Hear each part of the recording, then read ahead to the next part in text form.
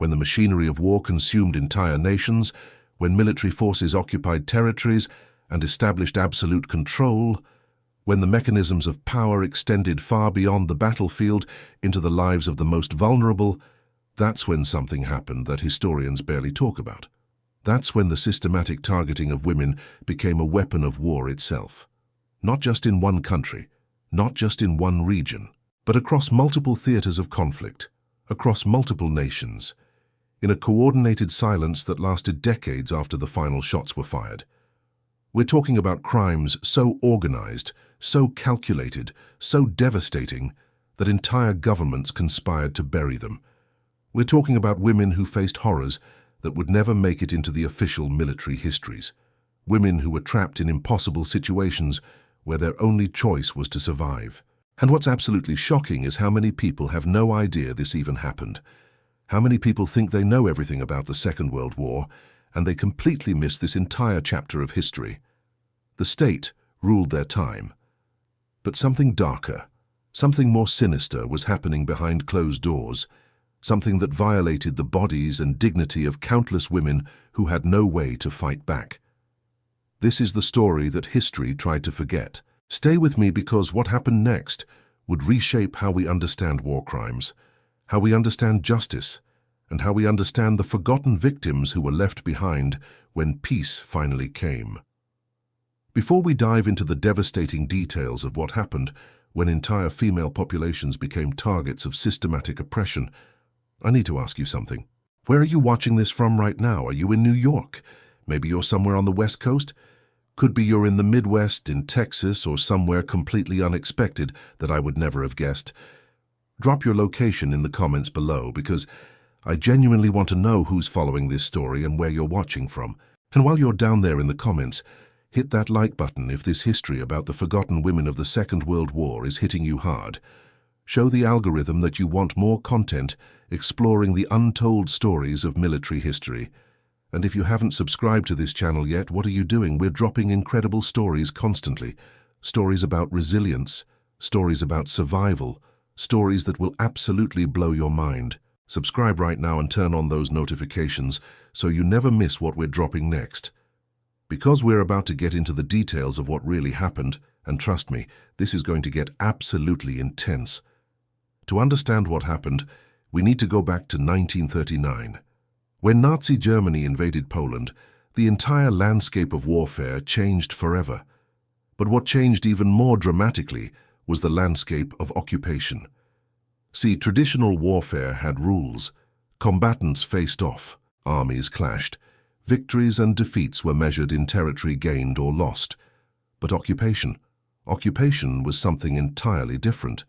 When German forces moved into Poland, into France, into Belgium, into every corner of Europe they could reach, they didn't just conquer territory.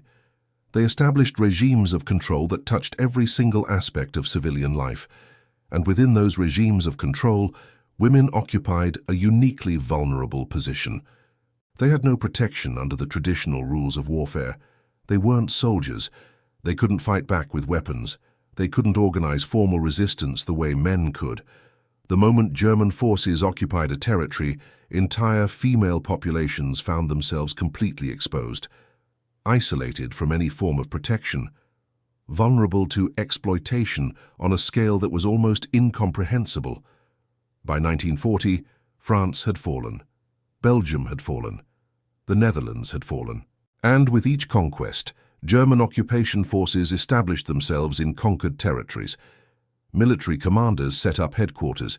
Administrators began implementing occupation policies. And within this structure of occupation, systematic patterns of exploitation began to emerge. These weren't random acts. These were calculated, deliberate policies implemented by military command structures that extended from local occupation forces all the way up to Berlin. What makes this particularly devastating is that it happened in broad daylight. Military records documented it. Administrators reported it. Officers knew about it. Yet somehow, this entire chapter of the war remained almost entirely buried from public consciousness for decades. The mechanisms of control were sophisticated and deliberately designed. Military occupation authorities didn't leave exploitation to chance. They created systems, Structures, hierarchies. In occupied France, occupation forces established rest camps specifically designed to provide leisure to German soldiers. These weren't casual establishments. They were officially sanctioned military facilities. Officers approved their operation. Supply chains brought food and materials. Entire bureaucratic structures supported their existence, and within these facilities, women were brought through coercion, through poverty, through absolute desperation. When your city is occupied, when your government has surrendered, when armed soldiers control every street corner, when you have no income and your family is starving, the choices available to women became impossibly narrow. Some women were recruited through official channels, some were simply taken. The systematic nature of it was the most disturbing element. It wasn't the spontaneous actions of individual soldiers. It was coordinated. It was documented. It was reported up through chains of command. Military medical officers examined women regularly. Records were kept. Reports were filed. The bureaucratic machinery of occupation created the infrastructure that made large-scale exploitation possible. In the Eastern Territories, in Poland, in the Soviet Union, the situation became even more catastrophic. German racial ideology combined with military occupation created an environment where women faced exploitation rooted in racial and ideological justifications. Entire female populations were targeted based on ethnicity, on nationality, on race. The infrastructure of occupation became the infrastructure of systematic abuse. And what's absolutely crucial to understand is that military leadership knew. They documented it. They allowed it to continue. They created the conditions that made it possible. But here's what's absolutely critical to this story. Women weren't just victims waiting passively for liberation. Throughout occupied Europe, women found ways to resist, to organize, to fight back in whatever ways were available to them. Some women joined partisan movements in the forests and mountains. They carried weapons. They fought alongside men in organized resistance units. Women became couriers, carrying vital intelligence through occupied territory. They memorized messages. They moved across checkpoints. They risked capture and execution to transmit information between resistance cells. Some women worked in intelligence operations. They gathered information from German officers through relationships built deliberately for intelligence purposes. They extracted military secrets. They identified targets. They provided crucial information that shaped military strategy. In France, women were central to the resistance movement. They weren't peripheral. They weren't supporting actors. They were essential operators conducting dangerous missions. Some women sheltered refugees. They hid people in their homes. They forged documents. They built underground networks that saved thousands of lives. And they did this knowing that discovery meant arrest, interrogation, torture, execution. The courage required to operate in an occupied territory, knowing that the machinery of the state was hunting you, knowing that capture meant death. That took extraordinary resilience. But what makes the resistance story so important is that it completely contradicts the narrative that women were helpless. They weren't helpless. They were constrained, limited, operating under impossible circumstances. But within those constraints, they fought back. They organized. They took action. And thousands of women became some of the most effective resistance operators in occupied Europe. Their contributions were documented. Their operations were tracked by German security forces. Yet for decades after the war, these stories remained almost entirely invisible in popular historical narratives about the Second World War. What happened after the war is almost as shocking as what happened during it. The war ended in 1945. The machinery of military occupation ceased. Soldiers went home, governments reorganized, and somehow an entire chapter of history simply disappeared from the official record. This wasn't accidental. It was deliberate. Governments conspired to bury these stories.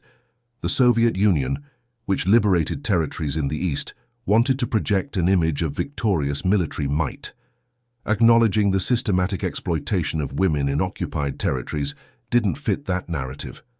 Western governments, particularly Britain and America, were focused on rebuilding Europe and establishing Cold War alliances, reopening old wounds, prosecuting crimes against women, documenting exploitation in occupied territories. that complicated the narrative they wanted to establish. Germany itself was divided and conquered. West Germany was integrated into the Western Alliance. East Germany became part of the Soviet sphere. Neither had incentive to thoroughly investigate what had happened to women during the occupation years, and survivors themselves faced incredible obstacles. Many were physically and psychologically traumatized.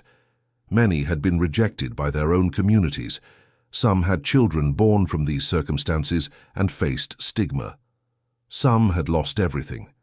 The infrastructure that would have been needed to document these crimes, to prosecute the perpetrators, to honor the survivors, was never built. No international body was established to investigate crimes against women. The Nuremberg trials focused on crimes against humanity, on genocide, on war crimes. But crimes specifically targeting women as part of systematic occupation policies received minimal attention. Thousands of perpetrators walked free. Thousands of survivors received no recognition, no compensation, no justice, and the historical record was left incomplete. Entire populations of women were rendered invisible, their experiences erased, their suffering forgotten. It wasn't until decades later that historians began systematically investigating what had actually happened. In the 1970s, in the 1980s, researchers started interviewing survivors, collecting testimonies, excavating archives. What they discovered was staggering. The scale of what happened was far larger than anyone had understood. The organization was far more systematic than anyone had acknowledged. The complicity of military and governmental structures was far more extensive than anyone had been willing to admit. Researchers found documentation, military records, administrative files, correspondence between occupation forces and Berlin. It was all there. It had been there all along. The evidence was hiding in plain sight in archives across Europe. German records documented the operations of these facilities. French records documented the women who disappeared into them. Polish records documented mass exploitation in occupied territories. Soviet records documented the Eastern Front. The evidence existed. The mechanisms of institutional forgetting had simply chosen to ignore it. By the 1990s, as Cold War tensions eased, governments began slowly acknowledging these histories. Belgium established official recognition. France began documenting experiences. Germany initiated formal investigations. But recognition came decades too late for many survivors. Many had already died. Many had spent their entire lives in silence, unable to talk about what they experienced, unable to receive acknowledgement, unable to achieve closure. In recent years, there's been a push for proper documentation and memorial. Some countries have established monuments. Some have created educational programs. Some have offered formal apologies and compensation. But it remains fragmented, incomplete. Decades of institutional silence and deliberate forgetting can't be completely undone, but what has emerged is clarity about what happened, clarity about the systematic nature of the crimes, clarity about the collusion of military and governmental structures in perpetrating and covering up these acts. This is the history that almost disappeared completely. This is the story of women whose experiences were systematically erased from official narratives, whose suffering was buried, whose resilience was forgotten, whose resistance was rendered invisible. The state ruled their time. But what happened behind closed doors? What happened in the machinery of occupation? What happened to countless women who had nowhere to turn? That represents one of the darkest chapters of the Second World War. A chapter that was deliberately obscured. A chapter that governments conspired to hide. A chapter that survivors were often too traumatized to discuss. But it's a chapter that demands to be understood, demands to be remembered, demands to shape how we think about war, how we protect vulnerable populations, how we hold institutions accountable. These women survived. Some became activists, some became historians, some devoted their lives to ensuring that what happened would never be forgotten, that their experiences would eventually be acknowledged, that other women would never face the same silence. The work of documenting and honoring these stories continues. It's incomplete, but it's begun.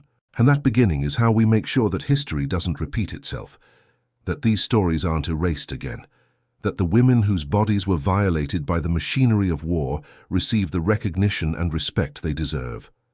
Stay curious about history, because there are always stories being buried, always narratives being rewritten, always voices being silenced.